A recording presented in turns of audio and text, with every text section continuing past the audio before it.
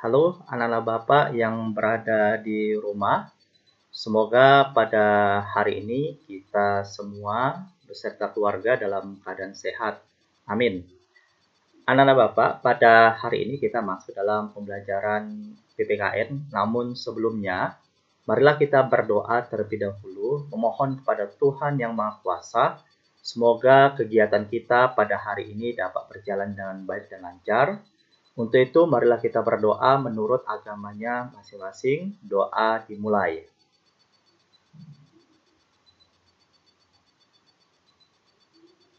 Doa selesai. Baik, anak-anak Bapak yang berada di rumah, pada hari ini kita masuk dalam pembelajaran PPKN. Bapak akan sampaikan materi yang harus Bapak berikan pada hari ini. Ya, materi kita tentang pengertian, fungsi, dan tujuan hukum. Ya, law, hukum. Lanjut. Anak-anak Bapak seluruhnya, ini ada kata-kata hukum. Nah, apakah kamu pernah dengar kata-kata hukum?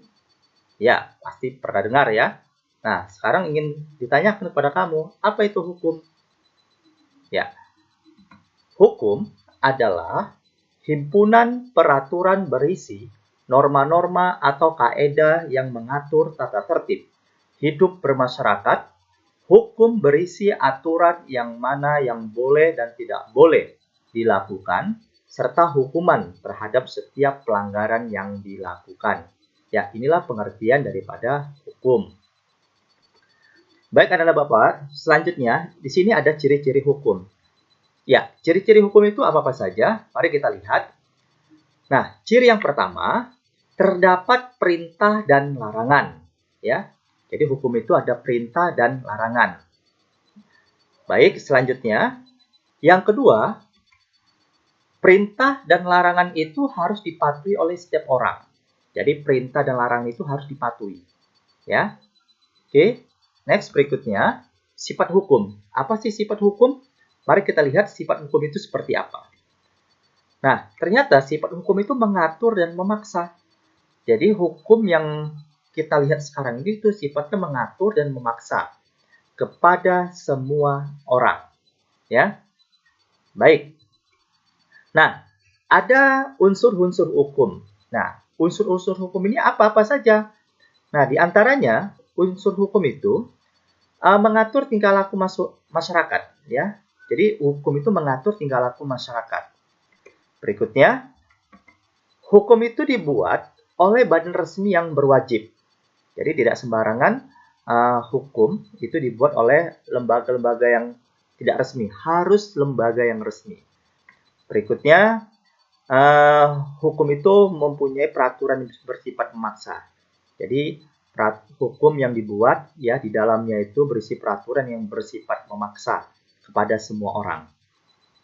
Oke, next. Berikutnya, ada sanksi yang bersifat tegas. Jadi di dalam hukum itu yang berisi peraturan yang bersifat memaksa, apabila dilanggar akan dikenakan sanksi yang tegas. Ya. Nah, jadi anak-anak Bapak diupayakan kepada kamu semuanya patuhilah hukum. Ya, patuhilah hukum yang ada di negara kita ini.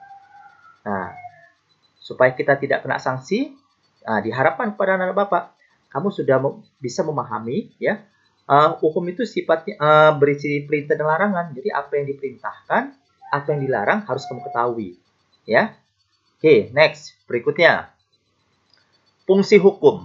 Nah, di sini fungsi hukum yang pertama sebagai alat pengatur tata tertib hubungan masyarakat. Itu fungsi hukum yang pertama.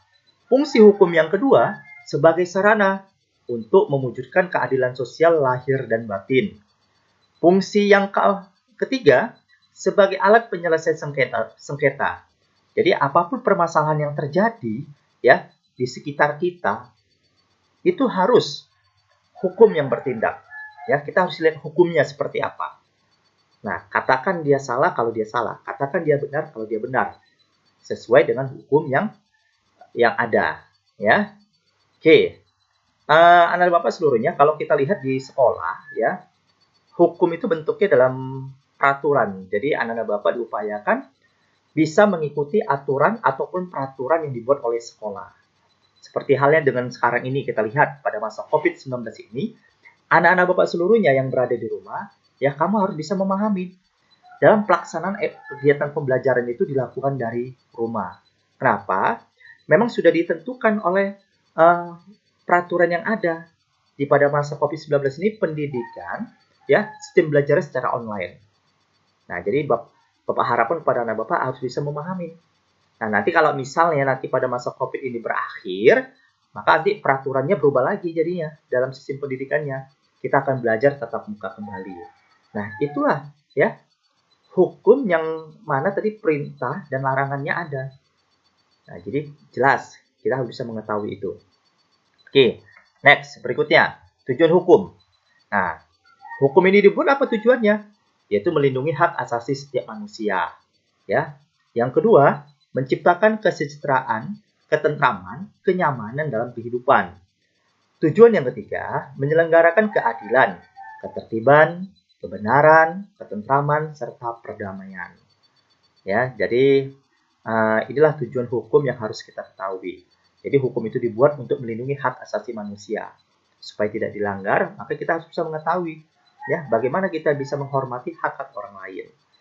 Dan tujuan hukum yang kedua ini, ketika hukum itu dibuat untuk menciptakan suatu keadilan, ketertiban, kebenaran, ketentraman, serta perdamaian.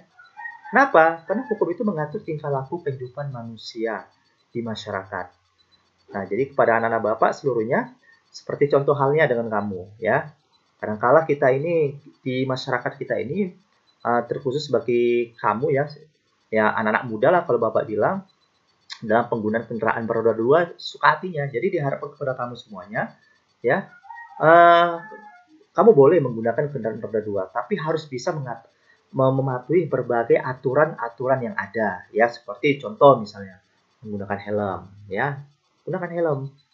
Ya, itu sebagai aturan yang telah ditetapkan oleh peraturan tentang tertib berlalu lintas, ya. Oke. Next, anak-anak Bapak seluruhnya, sumber hukum. Sumber hukum ini ada berasal dari sumber hukum material dan ada sumber hukum formal. Sumber hukum material yaitu norma, akal budi, nilai agama, kesusilaan atau kaidah yang menjadi sumber setiap manusia dalam bersikap dan bertindak sehari-hari. Itu materialnya. Sumber hukum formalnya apa? Sumber hukum formalnya merupakan penerapan hukum material sehingga dapat berjalan dan ditaati oleh manusia, ya, ditaati oleh manusia. Nah, dikurang ya, ditaati oleh manusia. Nah, sumber hukum formal itu terdiri dari apa-apa saja? Undang-undang, adat istiadat. Nah, contohnya misalnya undang-undang tertib berlalu lintas, itu sumber hukum formal, ya. Nah, jadi itulah sumber hukum yang harus kamu ketahui. Ada dua, yang pertama material dan formal. Baik, anak-anak Bapak seluruhnya, dengan berakhirnya penjelasan materi yang Bapak sampaikan kepada kamu, di sini Bapak informasikan atau Bapak sampaikan kepada kamu bahwasanya tujuan akhir dari pendidikan adalah karakter yang baik. Jadi harapan Bapak dengan adanya materi yang tadi Bapak sampaikan, coba tanamkan atau ciptakan karakter-karakter yang baik pada diri kamu. Ya, oke, baik anak-anak Bapak seluruhnya, itulah materi yang harus Bapak sampaikan pada hari ini. Mudah-mudahan materi yang Bapak sampaikan ini bermanfaat bagi kita semua. Oke, sampai jumpa pada pertemuan berikutnya. Bye-bye.